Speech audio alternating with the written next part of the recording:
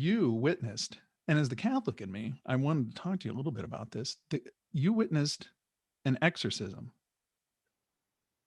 In 1999, a friend of mine who worked for the Archdiocese of Detroit put me in touch with one of the priests there, told them what I did, and they found it interesting. And then the Archdiocese reached out to me and asked me if I would be interested in being what they were calling a disinterested third party for an exorcism, which, how it was explained to me, was when the Catholic Church, when the Holy See, when the Vatican actually sanctions an exorcism, which is not common for what people normally think.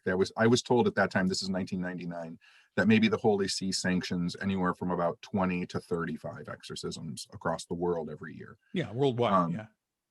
Now, that doesn't mean that dioceses and churches aren't doing them without the sanctification of the Holy See, but when the Vatican is involved, what happens is the exorcism takes place with a non-Catholic in the room, and you're there to act almost as an insurance agent. You have no stock in the church. You don't have any pull in the church. You don't have any friends in the church.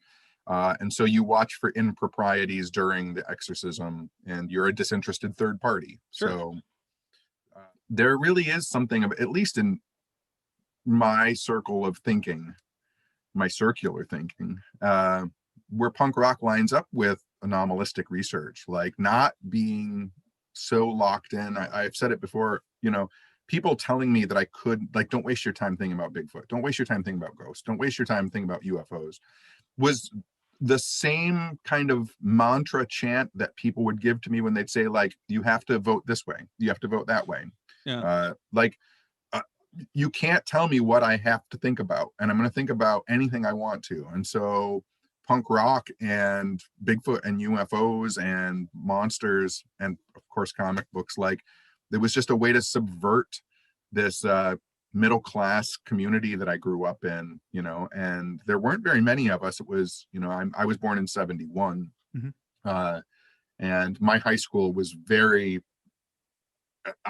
I often tell people, if people saw my high school experience, they would think that it was a very poorly written, trope-filled John Hughes movie, because, I mean, the most popular guy in my high school's name was Biff, and his girlfriend's name was Buffy, and they both had Corvettes.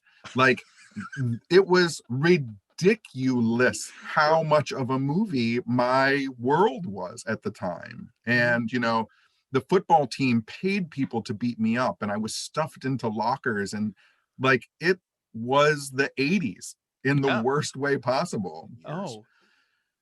And the girl who was our manager at the time says, like, the three of you should go up together.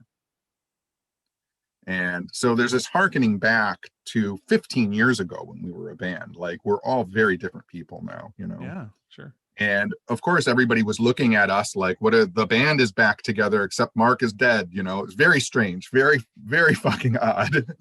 And so I'm like, whatever, I don't care. So we go up, and, his cremated remains are in the front of the funeral, and I'm standing next to Joe and Tim, and we're standing there. And Tim, the singer, looks at me and he goes, well, this is really fucking weird. And I looked at the two of them and I said, what's even fucking weirder is one of us has to do this 2 more times.